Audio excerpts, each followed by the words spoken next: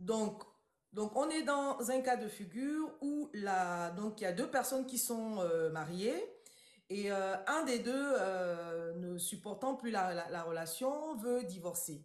Oui. D'accord? Donc, ce que je vais dire ne concerne que le droit français. D'accord? Mhm.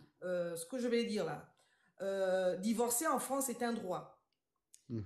Divorcer en France est un droit à partir du moment où vous voulez divorcer et que même si l'autre partenaire ne veut pas divorcer, vous pouvez divorcer. Sachant qu'il existe plusieurs procédures de divorce, d'accord? Donc dans ce cas de figure, on va donc écarter le divorce par consentement mutuel parce que pour divorcer par consentement mutuel, il faudrait que tous les deux époux soient d'accord pour divorcer. Or, dans notre cas de figure, il y a un des époux qui veut pas divorcer. Donc, on va écarter le divorce par consentement mutuel. On va également écarter le divorce accepté parce que pour aller sur ce fondement juridique, il faut que les époux soient d'accord pour divorcer, mais les époux ne sont pas d'accord sur les conséquences du divorce. Donc, on va également écarter cette procédure de divorce. Donc, il ne nous reste plus que le divorce pour altération du lien conjugal et le divorce pour faute. Donc, notre épouse ou notre époux peut engager une procédure de divorce Mhm. sur l'une de ces deux dernières procédures.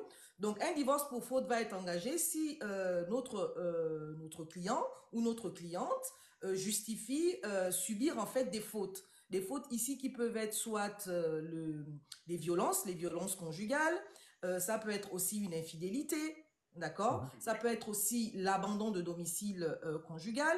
Donc, dans ces trois cas de figure, on peut aller sur un divorce pour faute.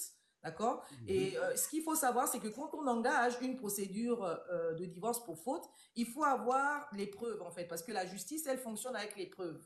Donc, il faut avoir les preuves, parce que si on n'arrive pas à prouver que l'autre partenaire a commis des fautes, on va engager une procédure qui va durer au minimum 2, 3 ans, et au bout du compte, on ne sera pas divorcé. Donc, il faut toujours avoir des preuves. Donc, à défaut d'avoir des preuves, parce qu'on est victime de fautes, mais on n'arrive pas à rassembler les preuves, c'est d'aller sur le dernier fondement